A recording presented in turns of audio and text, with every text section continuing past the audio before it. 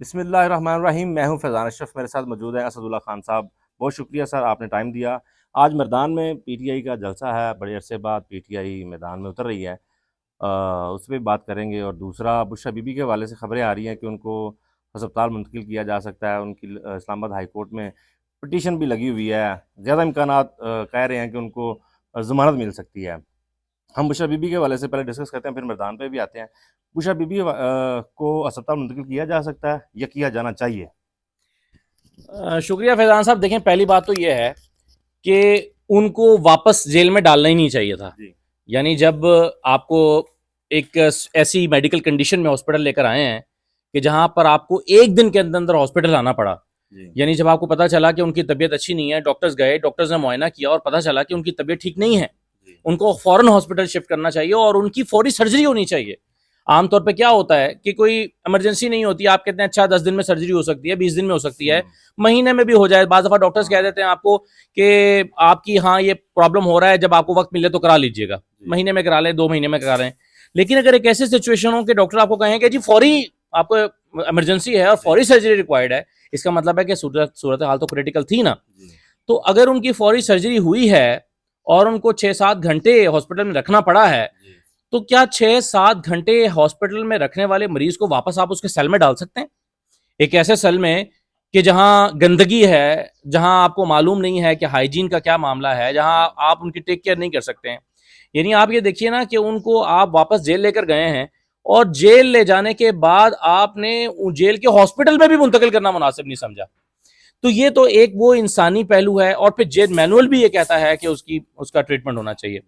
तो पहली बात तो यह है कि वापस जेल जाना ही नहीं चाहिए था, उनको हॉस्पिटल में ही रखना चाहिए था जब तक कि उनकी आंख ठीक ना हो जाती। और उसमें क्या हर्ज था? इससे पहले भी हमने कई कई बार देखा है कि जो सियासतदान हैं, जो एक हाँ। दफ़ा हॉस्पिटल मुंतकिल होते हैं, जब तक वो ठीक नहीं होते दोबारा। ख्वाजा आसिफ साहब सिर्फ आंख के मामूली इलाज के लिए 3 महीने तक सर्विसेज हॉस्पिटल में एडमिट रहे थे।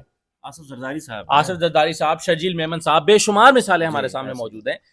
तो कहने का मतलब यह है कि बुशरा बीबी का कोई ऐसी जरूरत नहीं थी कि उनको वापस जेल में डाल। अगर वो 2-4 दिन हॉस्पिटल में रह के अपना इलाज उनका हो जाता तो इसमें कोई हर्ज ही नहीं था। और इससे कहीं उन्होंने जेल से भाग नहीं जाना था, इससे कोई ऐसा मामला नहीं हो जाना था कि जिससे कोई पाकिस्तान तहरीक इंसाफ दुनिया पाकिस्तान की मकबूल तरीन जमात बन जाती। ऐसा नहीं हो जाना था कि आपको आपका जो मामला यहाँ पर चल रहा है अमेरिका और ईरान के साथ, उसमें आपको कोई नुकसान हो जाता। तो कुछ भी नहीं होना था। यह भी नहीं होना था कि लोग आकर सारे हॉस्पिटल के बाहर जमा हो जाते, क्योंकि इस वक्त लीडरशिप जो है वो मेरा ख्याल है कि मुकम्मल तौर पे ऑन बोर्ड है। जी, ऐसे ही है। बैरिस्टर गौहर साहब को बता दिया गया था, जिसने कॉल देनी है कारकुनों को हॉस्पिटल के बाहर आने के लिए, वो पूरी लीडरशिप ऑन बोर्ड है और वो इस मामले की नजाकत को समझते हैं और वो जानते हैं कि इससे मामला खराब हो सकता है। और कारकुनान भी अपने तौर पर आकर कोई law and order situation create करने वाले नहीं थे, तो कोई मसला ही नहीं था कि उनको हॉस्पिटल में ही रहने दिया जाता। हैविंग सेड दैट, मैं ये कहूंगा कि ये जो मामला है, जो आपका सवाल था बुनियादी तौर पे, अब उनको फौरी तौर पर हॉस्पिटल मुंतकिल करने की ज़रूरत है। और इसीलिए मेरा ख्याल है कि उनके लिए दरखास्तें भी नई इस्लामाबाद हाई कोर्ट में डाली जा रही हैं। और ये खबरें अपनी जगह पर हैं कि जो कहा जा रहा है ना कि कोई बातचीत के तहत ऐसे हो रहा है, तो ये कयासा रहियां तो देखें होंगी। ये तो जब अगर उनको हॉस्पिटल मुंतकिल कर भी दिया जाता है तो भी यही कहा जाएगा कि देखें जी ये तो डील हो गई है, तो आप किसी का मुंह तो पकड़ नहीं सकते। असल बात यह है कि आईनी और कानूनी तौर पर भी ये जरूरी है। देखिए, वैसे भी अगर वो बीमार ना भी होती तो वो डिजर्व करती हैं कि उनकी बेल हो जाती। 7 साल की उन पर सजा है और वो औरत भी हैं और ऊपर से बीमार भी हैं। पहली बात तो ये सजा बनती नहीं थी। अगर चले सजा हो गई है तो अपील नहीं लग रही जमानत की। अब कितने दिन हो गए हैं, कितने बल्कि महीने हो गए हैं, जो उनका हक था वो उनको मिला नहीं है। अनफॉर्चुनेटली फैजान साहब, हमारे यहाँ यही होता है कि जब किसी को सजा देनी होती है, जी, हमने माजी में भी ये देखा है, तो वो सजा भी हो जाती है और उसके मुताबिक फैसले लिख लिए जाते हैं। ऐसा ही है। और जब हालात साजगार होते हैं तो आप अदालत में पेश भी ना हो तो भी आपको राहदारी जमानत मिल जाती है, जैसे नवाज शरीफ साहब के केस में हुआ। एयरपोर्ट पे जमानत मिल गई, वो आए भी नहीं, अदालत आना भी नहीं पड़ा, सीधा घर चले गए। ये पाकिस्तान की तारीख में पहली मरतबा हमने देखा कि एक शख्स जो एब्सकॉन्डर है उसको अदालत में सरेंडर किए बगैर उसकी जमानत हो जाती है। और ये भी हमने तारीख में पहली मरतबा देखा कि एक शख्स को अहाता अदालत से गिरफ्तार भी कर लेते हैं। तो ये पाकिस्तान में तो आप कुछ भी चाहें तो हो जाता है। ये मर्दान में अब जलसा हो रहा है, हो गया बल्कि मुल्क-गिर तहरीक का ऐलान किया गया है सोहेल अफरीदी की जानिब से, वज़ीर आला सोहेल अफरीदी की जानिब से। इससे पहले हमने देखा है कि जिस जलसे से पहले तहरीक तहफ़्फ़ुज़ यानी पाकिस्तान ने अपने तहफ़्फ़ुज़ात ज़ाहिर किए और उन्होंने इस जलसे में शिरकत नहीं की। अब आगे का लाएअमल जो है वो सोहेल अफरीदी ने दिया है, क्या वो सोलो फ्लाइट लेंगे और तहरीक तहफ़्फ़ुज़ यानी पाकिस्तान को कहा गया है कि जी आप एक साइड पे हो जाएँ, हमें हमारे मामला खुद निमटने दें। असम्बलियों से इस्तीफ़े या मुल्क-गिर एहतजाज, ये आप देख रहे हैं पाकिस्तान में? नहीं, मैं नहीं देख रहा फैज़ान साहब। उसकी वजह यह है कि देखें, ये जो एहतजाज का मामला है, ये सारी नई हिकमत अमली डिपेंड कर रही है सलमान सफदर साहब के उस पैगाम पर जो वो इमरान खान साहब का लेकर आए हैं। अब आप उस पर शक भी कर सकते हैं तब तक जब तक इमरान खान साहब खुद नहीं कह देते कि हाँ मैंने ये कहा है या नहीं कहा, वो पता नहीं है वो कब होगा। लेकिन फिलहाल जो सलमान सफदर का पैगाम है जेल से जो आया है, पूरी पार्टी उसी के ऊपर अलाय कर रही है। अब उस पैगाम में दो इंपॉर्टेंट बातें हैं कि मुस्तकबिल का लाहा अमल महमूद अचकज़ई ने बनाना है, दूसरी बात यह है कि जलसा करना है, एक जलसा करने को कहा गया है सोहेल अफरीदी साहब को। यानी सोहेल अफरीदी से नहीं कहा गया कि वो मुल्क गिर तहरीक चलाएं या इस्लामाबाद की तरफ आएं, और इसी तरह से इनसे महमूद अचकज़ई साहब से भी ये नहीं कहा गया कि आप किसी जलसे में शिरकत ना करें। तो ये अब आप अपनी अपनी इख्तरा है। मतलब महमूद अचकज़ई साहब ने ये कहा कि हुसैन अखुंज़ादा को मैं सुन रहा था, उन्होंने एक इंटरव्यू में ये कहा कि हमें जो है वो बातचीत का इख्तियार दिया गया है और उनको स्ट्रीट मूवमेंट का कहा गया है। यानी हमने स्ट्रीट मूवमेंट नहीं करनी, उन्होंने बातचीत हमने करनी है। तो ये तो अपनी मर्जी की उसमें निकालने की बात है ना। मेरा ये ख्याल है कि देखें, जलसा हो रहा है, इमरान खान के कहने पर ही हो रहा है ना। अगर महमूद अचकज़ई साहब इसमें जाके शिरकत कर लेते और तकरीर कर देते तो इसमें क्या हर्ज था? मेरा ख्याल है इसमें कोई तासुर जाता कि इनका इत्तेफाक राय, ये तासुर जाना ही नहीं चाहिए था कि महमूद अचकज़ई और सोहेल अफरीदी के दरमियान कोई इख्तिलाफ। आप देखें ना, ये कहना कि जी हमसे मुशावरत नहीं की गई, मैंने रात भी अपने पिछले व्लॉग में भी ये कहा कि मुशावरत का तो सवाल ही पैदा नहीं होता भाई। जब इमरान खान ने कह दिया कि जलसा करो तो ये सबके ऊपर बाइंडिंग है, तो इसमें मुशावरत तो नहीं करने की जरूरत है कि हाँ भाई मुशावरत किस मौजू पे हो कि भाई इमरान खान ने कहा कि जलसा करो, तो क्या बताओ अब करना चाहिए कि नहीं करना चाहिए?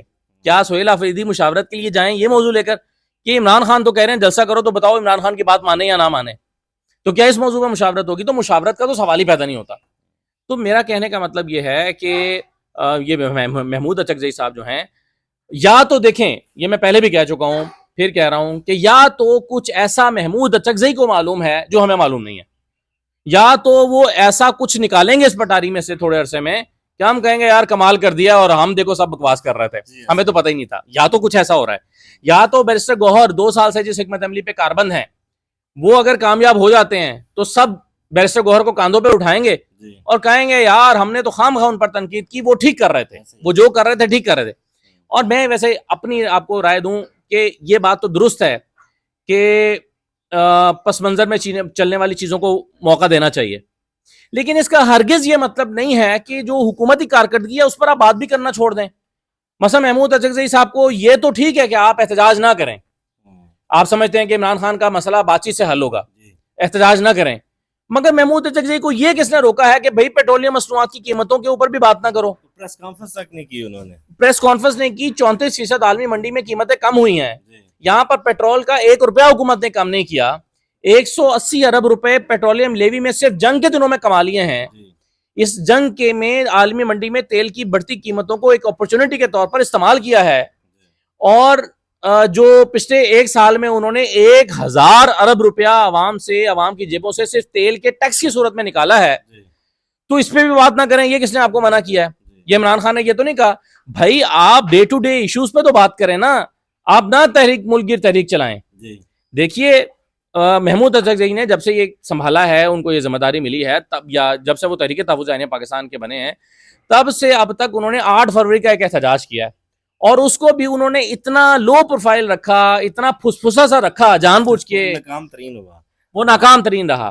ठीक है, मैं मान लेता हूँ, मैं मार्जिन देता हूँ, मैं कहता हूँ कि वो आपकी हिकमत अमली का हिस्सा था, आप काम खराब नहीं करना चाहते। आप समझते हैं कि 26 नवंबर दोबारा होगा तो पीटीआई 2 साल पीछे चली जाएगी और इमरान खान का रास्ता और मखदूश हो जाएगा, उनके मुखालिफिन को मौका मिल जाएगा और ये कहने का कि देखें जी ये तो पुरतशद्दुद जमात है। मैं समझता हूं आपकी बात कि आप इस नजरिए के हामिल हैं, मगर आपको ये किसने कहा है कि आप जलसे में ना जाएं? आपको ये किसने कहा है कि आप इस पे ये जो रोजमर्रा के मामले, जहाज का मामला मरियम नवाज का चल रहा था, उस पर आपने गुफ्तगू करना मुनासिब नहीं समझा? आपने पेट्रोलियम मसनूआत की कीमतों पर बात करना मुनासिब नहीं समझा? वजीर आजम हाउस की बिल्कुल बैक साइड पे इमाम बरी, वहां पे घर मस्मार किए गए, पीटीआई वहां जाना तक गवारा नहीं किया, पोजीशन लीडर का वहां जाना तक गवारा नहीं किया, इतने लोग दर बदर फिर रहे हैं। जी हाँ, तो आप देखें ना, ये मसाइल हैं लोगों के, ये अवामी मसाइल हैं। जी। इस पे भी अगर आप नहीं बोलेंगे तो फिर आप उसी पे बोलेंगे ना कि मुझे स्टाफ चाहिए, मुझे गाड़ियां चाहिए। सर सोहेल अफरीदी साहब का मौकफ ये है, या हम ये समझते हैं, या हमने जो असेस किया वो ये है कि सोशल मीडिया का उन पर बहुत ज़्यादा प्रेशर है। क्योंकि अब एक टाइम था कि सोहेल अफरीदी जब आए थे वज़ीर आला, तो उनकी पॉपुलैरिटी यहाँ से यहाँ तक पहुँच गई। फिर उसके बाद एहतजाज और वो बाकी चीज़ें, क्योंकि वो खुद कहते हैं कि मैं एहतजाज का चैम्पियन हूँ। अब वो चूँकि एहतजाज नहीं हुआ, जलसे नहीं हुए, तो सोशल मीडिया ने उन पर तनकीद करना शुरू कर दी और आहिस्ता आहिस्ता ये फैल गया काम। आपको लगता है कि सोहेल अफरीदी साहब जो हैं वो सोशल मीडिया के प्रेशर में आके ये फैसला कर रहे हैं और वो लकीर एहतजाज की तरफ जा रहे हैं? देखें, सोशल मीडिया का या अवाम का उनके ऊपर प्रेशर ज़रूर है जी। और वो इसको महसूस भी करते हैं। जी। वो समझते हैं कि लोगों का बहुत दबाव है कि इमरान खान की रिहाई के लिए क्या कर रहे हो। लेकिन मुझे ये नहीं लगता कि वो इस दबाव के नतीजे में मुल्क की तहरीक चलाने जा रहे हैं। अलबत्ता ये हो सकता है कि वो आज कुछ और जलसों का हो सकता है, जब ये वीडियो लगे तो उनकी तकरीर हो ही चुकी हो, उस पर हम अगले वीलॉग में बात कर लेंगे। लेकिन ये ज़रूर है कि वो अपने वो हो सकता है चंद और जलसों का ऐलान कर दें, ये केपी के वो अंदर ही दिन की रोशनी में ही कर दें। के केपी में कर दें। और ठीक है, आप अपनी सियासत जद्दोजहद करते हैं। और देखें, हमें ये मालूम है कि इमरान खान को जब जब ऑफर्स की गई हैं ना, जब मालिक साहब ने भी कहा कि उनको फाइनल डील ऑफर की गई है, उससे पहले भी उनको डील्स ऑफर की गई, उसमें ये कहा गया था कि आप बाहर आए, अपनी सियासत जद्दोजहद करें, हमें कोई एतराज नहीं है। आप मुल्क भर में जलसे करें, हमें कोई एतराज नहीं है, आपको जलसों की इजाजत भी मिलेगी, जलसे करने भी दिए जाएंगे, कोई प्रॉब्लम नहीं है। आज मुझे लगता है कि नहीं करने जा रहे। वैसे भी उनके हाथ बंधे हुए हैं, वो कोई ऐसा स्पॉइलर नहीं बनना चाहते कि जिसके नतीजे में कल को अगर पस मंजर में कुछ चल भी रहा है जो कि हमें लगता है कि चल रहा है, जो, और हम उस पर ज्यादा बात जानबूझ के इसलिए नहीं कर रहे क्योंकि ज्यादा डिस्कशन में कोई चीज आ जाती है तो वो फिर खराब भी हो जाती है।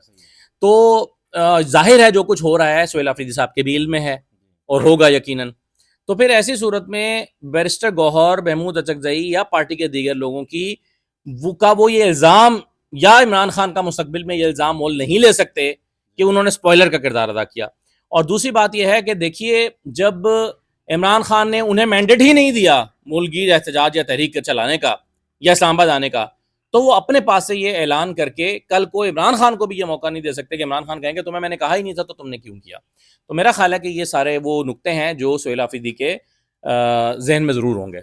मैंने बड़े बड़े तजियाकार को सुना है, इवन जो आल्दो वो सोहेल अफरीदी के हक में भी बोलते हैं, तो वो अब ये कहना शुरू हो गए हैं, बड़े बड़े तजियाकार, मैं नाम नहीं किसी का लेता, कि ये तो अली मीन गंडापुर से भी ज़्यादा होम्योपैथिक निकले हैं, ये बहन निकलते हैं।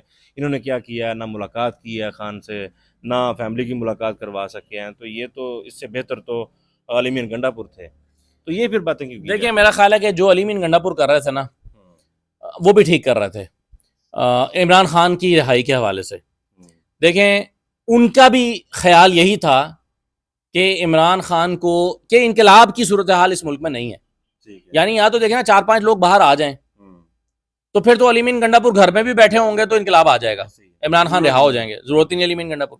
लेकिन अली मीन गंडापुर को भी तो ये एहसास हो गया होगा ना कि भाई मैं लोगों को उतना ही निकाल सकता हूँ जितना मैं खैबर पख्तूनख्वा से अपनी तंजीम के जरिए निकाल सकता हूँ। लोग भी कुछ निकलते होंगे 10%, जज्बाती भी होंगे उसमें खान की रिहाई के लिए। बड़े, मैं इस्लामाबाद में, मुझे याद है 24-25 नवंबर को जिस जज्बे के साथ लोग आए हुए थे, आपने भी देखा, आप भी वहां पर मौजूद थे, मैं भी था।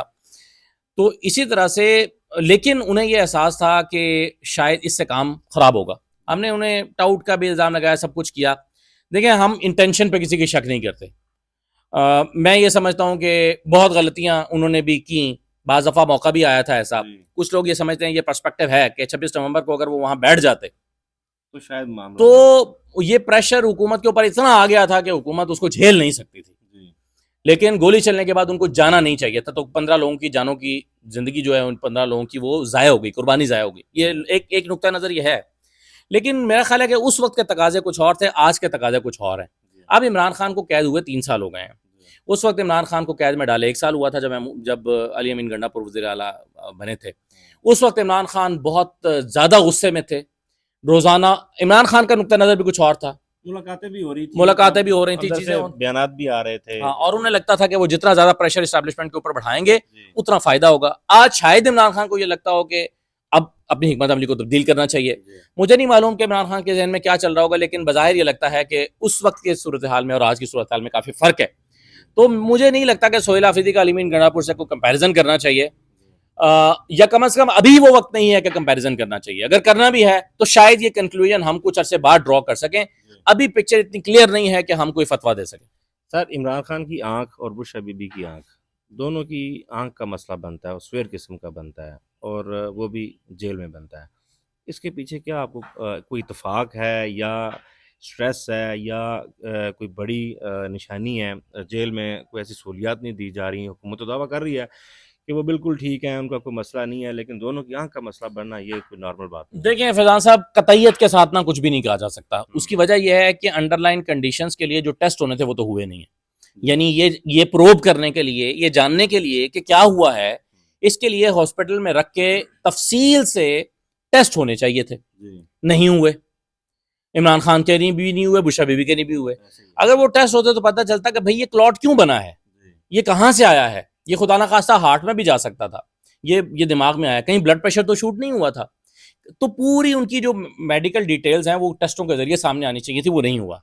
तो इसलिए हम जो भी कहेंगे वो हमारा अंदाजा हो सकता है, कयास हो सकती है, खदशात का इजहार हो सकता है। और फैमिली अगर खदशात का इजहार कर रही है तो वो हक बजानिब हैं ये खदशात का इजहार करने में। वो ये भी कह सकते हैं कि उन्हें जहर दिया गया था। आपको याद है कि वो एक आसिफ नवाज जंजुआ थे, जी, जिनका जो हार्ट अटैक से डेथ हुई थी, उनका इल्ज़ाम नवाज शरीफ पे लगा था कि उनको जहर दिया गया है जी, और इसलिए उनको क्लॉट बना और हार्ट अटैक हो गया। जी, लेकिन वो कभी साबित नहीं हो सका।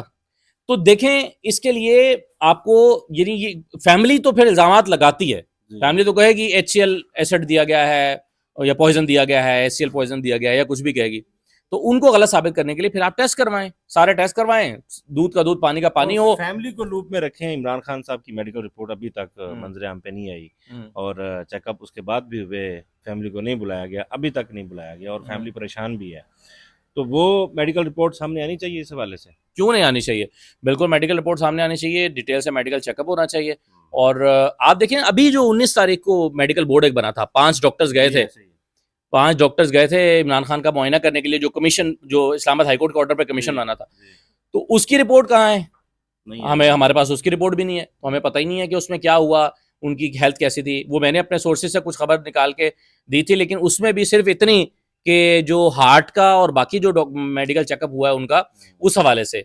बाकी आंख का मुआयना क्या हुआ है ये हमें पता ही नहीं है कि उनकी मेडिकल कंडीशन, उनकी आंख की क्या रात है। को मैं एक प्रोग्राम सुन रहा था जिसमें इख्तियार वली साहब बैठे हुए थे, तो वो कह रहे थे कि जेल मैनुअल के मुताबिक जब तक जो कैदी है वो मरने के करीब ना हो तब तक फैमिली को नहीं बताया जाता। ये हुकूमत का मौक़िफ़ था। आप अंदाज़ा लगा सकते हैं कि ये ऐसा मौक़िफ़ एक वफाकी वज़ीर की जानिब से आ रहा है। बस इख्तियार वली साहब, अब हमारा उनके साथ मोहब्बत का ताल्लुक भी है, मतलब मोहब्बत का क्या, एहतराम का ताल्लुक है। जी, लेकिन बाज़ दफ़ा वो ऐसी बातें करते हैं जिनसे कोई इत्तफाक कर ही नहीं सकता। तो बड़ी नामुनासिब सी बात है अगर ये कहना, खुदा ना खास्ता कि कोई मर रहा हो तो बताते हैं। जी, भाई हमें याद है इससे पहले आप लोगों पे भी सख्तियाँ गुजरी हैं ना, जी, उन सख्तियों में इन सख्तियों में कितना फ़र्क है, ज़मीन आसमान का फ़र्क है। ऐसा अभी मैं आपको बता रहा था कि कौन सा इनका लीडर है जो हॉस्पिटल में 2-2 3-3 महीने एडमिट नहीं हुआ। जी, और ये जो शायद खाकान अब्बासी या साद रफ़ीक, साद रफ़ीक का मैं वैसे बड़ा एहतराम करता हूँ, लेकिन साद रफ़ीक साहब का वो, ख्वाजा आसिफ साहब रहे ख्वाजा हैं। आसिफ साहब जेल में रहे, वो उसमें हॉस्पिटल में एडमिट रहे, और आंख का मामूली मसले के लिए, जी, कोई ऐसी कंडीशन नहीं थी कि उनकी खुदा ना खास्ता आंख या बिनाई ज़ाया हो रही हो, जी, और वो हॉस्पिटल में एडमिट रहे हैं। तो बेसिकली उनको ये पैसेज दिया गया था कि ठीक है यार, तुम अपना या सीरी का वक्त जो है हॉस्पिटल में गुजार लो, अच्छे तरीके से गुजार लो ज़रा। जी, तो ये सारे उनको सहूलियात वहाँ पर मिलती रही हैं। जाती हुई है किसी के साथ तो ऐसी जाती नहीं हुई होगी जैसे बुशरा बीबी के साथ हो रही है। चलें, बहुत शुक्रिया आपका, आपने टाइम दिया। जिस तरह पाकिस्तान एक आलमी सतह पे सीज़ फायर रुकवाने और सीज़ फायर करवाने के लिए मुतहर्रिक है, इसी तरह अंदरूनी मामलात में भी सीज़ फायर होना चाहिए। मुझे दीजिए इजाज़त। अल्लाह हाफ़िज़।